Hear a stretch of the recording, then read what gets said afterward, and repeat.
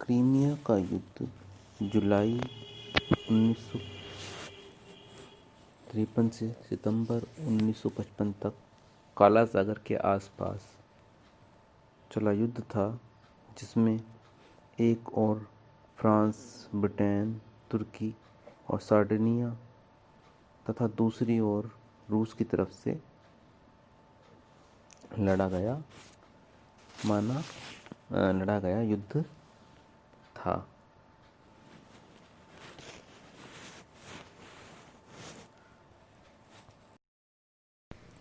नमस्कार विद्यार्थी, आज हमारे अध्ययन का विषय है क्रीमिया का युद्ध।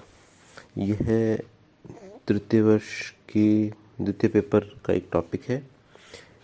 क्रीमिया के युद्ध के बारे में कहा जाता है कि क्रीमिया का युद्ध आधुनिक समय में लड़ा गया एक बिल्कुल बेकार युद्ध था।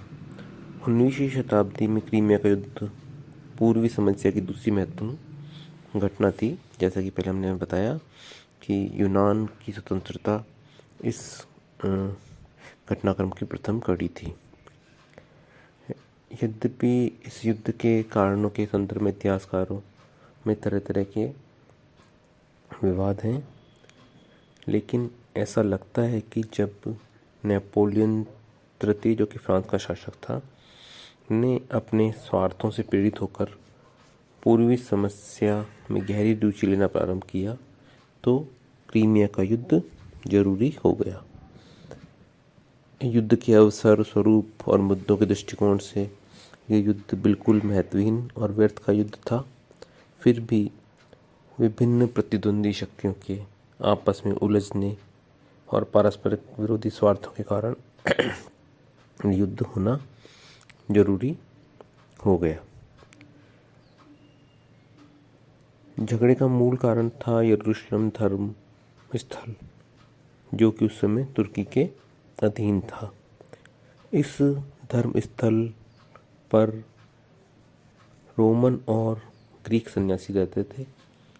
तुर्की के शासक इन सन्यासियों पर अत्याचार करते थे और इसीलिए 1740 में एक संधि के अनुसार यरूशलेम के धार्मिक स्थलों पर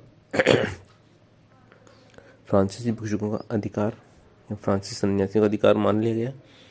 इस संधि की व्यवस्था के अंतर्गत रोमन सन्यासियों की सुरक्षा का जो भार था, या रोमन सन्यासियों की सुरक्षा का जो दायित्व था, वो फ्रांस को दिया गया तथा ग्रीक सन्यासियों की सुरक्षा का दायित्व रूस को दिया गया। तो फ्रांस के जो भिक्षुक थे वो लैटिन भिक्षुक कहलाए, और जो रोमन भिक्षुक थे उनको ग्रीक भिक्षुक या ग्रीक सन्यासियों की संज्ञा दी गई, उनको ग्रीक सन्यासी कहा गया।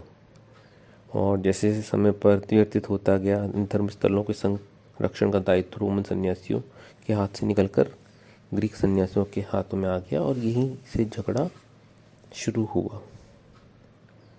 1850 में फ्रांस के पाद्री वर्ग की खुशामद करने के लिए नेपोलियन थर्ड ने कूटनीतिक चालें चलना शुरू किया।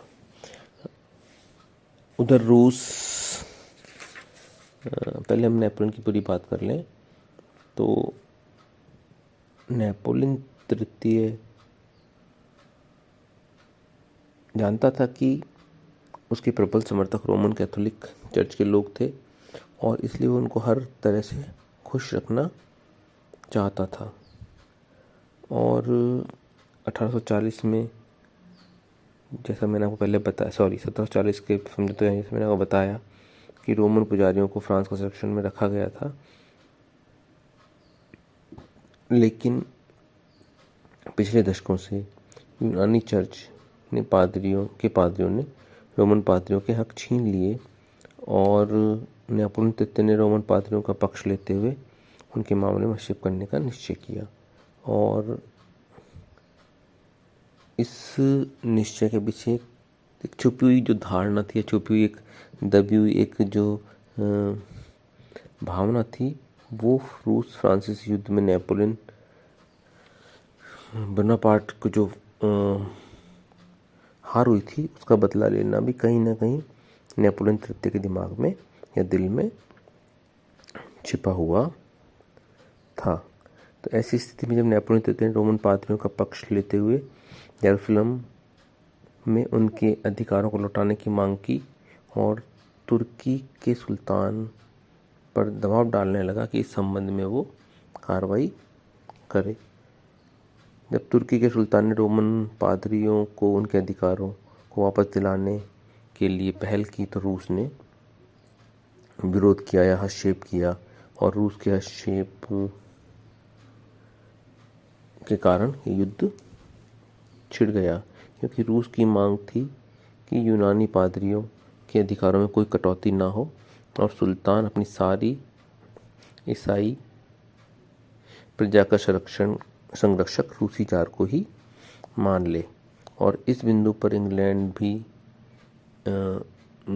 में इंग्लैंड भी रूस का समर्थक नहीं था। उसने रूस की इस बात का विरोध किया और ब्रिटेन के राजदूत ने तुर्की सुल्तान को राय दी कि वे रूस की मांगों को मानने से इनकार कर दे। और जब ब्रिटेन की बात को मान के तुर्की के सुल्तान ने रूस की मांग को अस्वीकृत कर दिया तो रूस ने तुर्की पर आक्रमण कर दिया, और तुर्की के आक्रमण का पक्ष लेते हुए ब्रिटेन और फ्रांस भी इस युद्ध में शामिल हो गए। और चूंकि ये युद्ध क्रीमिया नामक स्थान पर लड़ा गया, इसलिए इस युद्ध को इतिहास में क्रीमिया का युद्ध या क्रीमियन वार कहा जाता है।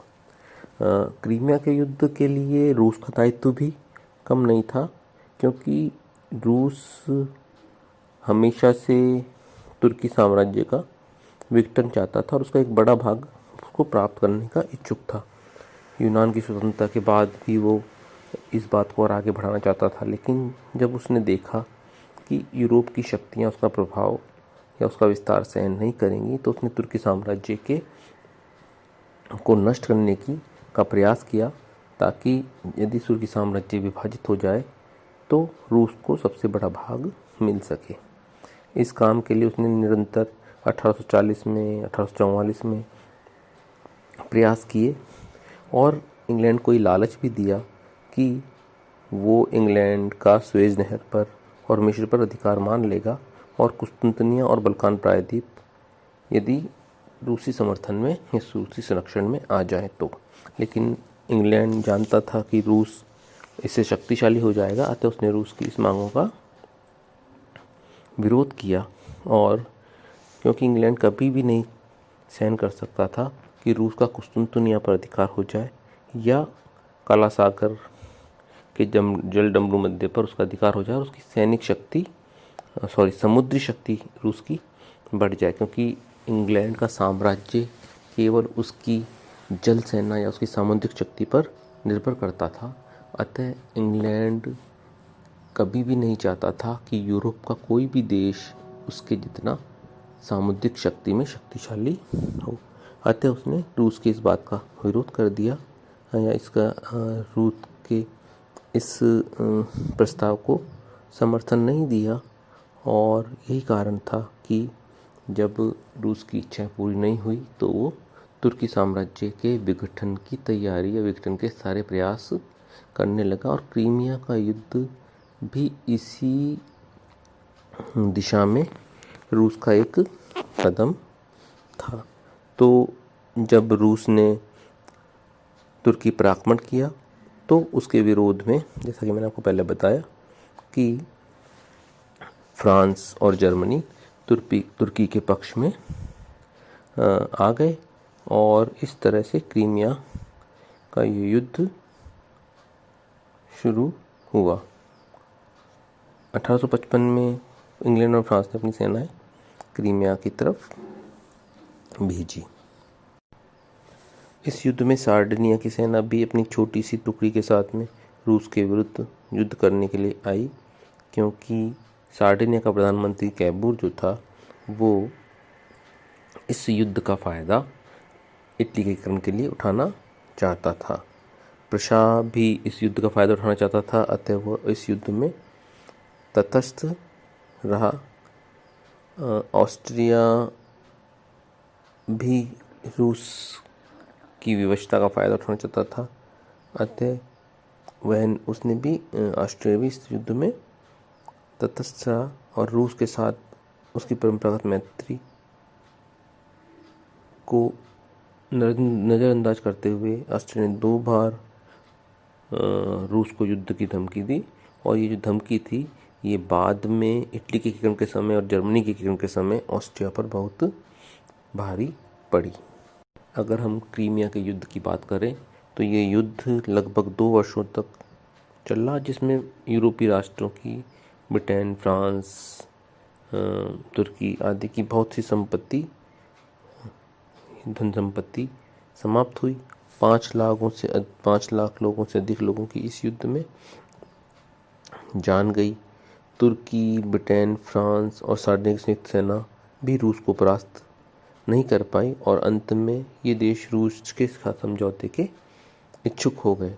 उधर रूस भी लंबे समय से युद्ध से परेशान था, अतः वह भी चाहता था कि समझौता हो। दूसरा, रूस को ये भी डर था कि कहीं ऐसा नहीं हो कि ऑस्ट्रिया तुर्की की तरफ से उसके विरुद्ध युद्ध में शामिल हो जाए, क्योंकि वो अच्छे से जानता था कि बल्कान क्षेत्र में ऑस्ट्रिया की महत्वाकांक्षाएं भी हैं। और ऐसी स्थिति में जब दोनों पक्षों ने संधि प्रस्ताव को स्वीकार कर लिया तो 30 मार्च 1856 को पेरिस की संधि हुई। इस संधि के द्वारा कुछ शर्तें तय की गई और क्रीमिया का युद्ध जो था वो समाप्त हो गया। तो 1856 30 मार्च को पेरिस की जो संधि हुई उसकी जो शर्तें थी उनमें प्रमुख शर्तें इस प्रकार थी। पहला, तो तुर्की साम्राज्य की स्वतंत्रता को विविध राज्यों ने सामूहिक रूप से स्वीकृत कर लिया। दूसरा, सभी ने इस बात को स्वीकार किया कि तुर्की साम्राज्य के आंतरिक मामलों में कोई भी यूरोपीय राष्ट्र हस्तक्षेप ना करे। तीसरी बात उसमें महत्वपूर्ण थी कि काला सागर को युद्ध की दृष्टि से उदासीन मान लिया गया। जिस काला सागर पर रूस हमेशा से आधिपत्य करना चाहता था उसको अब न्यूट्रलाइज एरिया मान लिया गया और ये व्यवस्था की गई कि कोई भी राज्य वहाँ पर अपने जंगी जहाज़ों का या अपने लड़ाकू जहाज़ों का बेड़ा नहीं रख पाएगा और उसके तट पर युद्ध के लिए सामान और ना ही वो इस पे काला सागर के तट पर युद्ध के लिए सामान ही जुटा पाएगा। रूस के लिए जो व्यवस्था की गई कि रूस को रोमानिया और सर्बिया पर अपनी रक्षा का अधिकार त्यागना पड़ा और इसके बदले में सभी राज्यों ने दोनों देशों की स्वतंत्रता कायम रखने की जिम्मेदारी अपने ऊपर ली। अतः इस संधि के द्वारा रोमानिया और सर्बिया की जिम्मेदारी दूसरे यूरोपीय राष्ट्रों ने उठा ली। बसेरिया का प्रदेश रोमानिया को दे दिया गया। यह प्रदेश डैन्यूब नदी के मुहाने पर स्थित था और पहले रूस के अधिकार में था। इस प्रकार ये संधि जो थी रूस के लिए अपमानजनक थी और इंग्लैंड को अपनी कूटनीतिक मंसूबों में पूर्णतः सफलता इस संधि के द्वारा मिली, क्योंकि रूस को अब पश्चिम से नियंत्रित किया जा चुका था। मतलब कि बाल्टिक सागर में या काला सागर में जो रूस या कुछ कॉन्स्टेंटिनोपल पर रूस जो अधिकार करना चाहता था, जिसके द्वारा वो पश्चिम के प्रदेशों का यूरोपीय प्रदेशों को प्रभावित करना चाहता था, उस पर अब इस संधि के द्वारा रोक लगा दी गई। संधि यद्यपि हो गई थी, यद्यपि कहा जाता है कि क्रीमिया का युद्ध जो था वो एक महत्वहीन युद्ध था, लेकिन फिर भी इस युद्ध के कुछ परिणाम उस समय की राजनीति पर पड़े। इस युद्ध के बारे में कहा जाता है कि ये युद्ध बेकार या अनायक युद्ध था, क्योंकि इससे ना तो तुर्की साम्राज्य को विघटन से बचाया जा सका और ना ही रूस के साम्राज्यवादी जो उसके इरादे थे उनको हमेशा के लिए रोका ही जा सका। तुर्की साम्राज्य की ईसाई प्रजा मुसलमानों के प्रति अत्याचार का शिकार होती रही और सुल्तान के विरुद्ध विद्रोह करती रही। ऊपरी तौर पर इस स्थिति से बचने के लिए विजयी शक्तियों ने युद्ध लड़ा। इस प्रकार क्रीमिया का युद्ध पेरिस की संधि द्वारा न तो रूस के प्रस्ताववादी नीति पर अंकुश लगा सका और न ही यूरोप के मरीज टर्की को मरने से बचा सका। इसलिए कहा जाता है कि ये युद्ध अपने उद्देश्यों में पूर्णतः असफल रहा। फिर भी इस युद्ध के अनेक प्रभाव रहे। क्रीमिया के युद्ध से नेपोलियन को व्यक्तिगत लाभ प्राप्त हुआ। उसके विरोधी उसकी वजह से चुप हो गए और उसने अपने आप को रोमन कैथोलिक चर्च का संरक्षक साबित कर दिया और वो कैथोलिक प्रजा के लिए तो कम से कम एक प्रिय सम्राट बन गया। लेकिन इस सस्ती या व्यर्थ की लोकप्रियता को हासिल करने के लिए उसको अपने हजारों सैनिकों की जान से हाथ धोना पड़ा या बलि चढ़ानी पड़ी और इसके अलावा उसे बहुत सारा धन का व्यय भी करना पड़ा। और इस युद्ध का परिणाम ये भी निकला कि इससे नेपोलियन की महत्वाकांक्षाएं बढ़ गई, जिसके परिणाम स्वरूप उसको 1858 से इटली, 1862 से 67 तक मैक्सिको और 1870 में फ्रांस के युद्धों में फंसना पड़ा और परिणाम स्वरूप उसका पतन भी हुआ। ये युद्ध जो अगर फ़ायदेमंद रहा तो वो रहा सार्डिनिया के लिए, क्योंकि सार्डिनिया ने इस युद्ध में शामिल होकर नेपोलियन थर्ड और इंग्लैंड की सहानुभूति प्राप्त की और उसने इटली के एकीकरण की या इटली पर हो रहे अत्याचार की स्तुति गान या उसका जो प्रचार था वो पेरिस की शांति संधि के दौरान पूरे यूरोप के लोगों के सामने कर दिया। और इस युद्ध के द्वारा ही ऑस्ट्रिया था और रूस की सहानुभूति खो चुका था। अतः फ्रांसीसी मदद से इटली के एकीकरण के लिए युद्ध छेड़ा गया तो रूस इसमें न्यूट्रल बना रहा और उसने ऑस्ट्रिया का साथ नहीं दिया।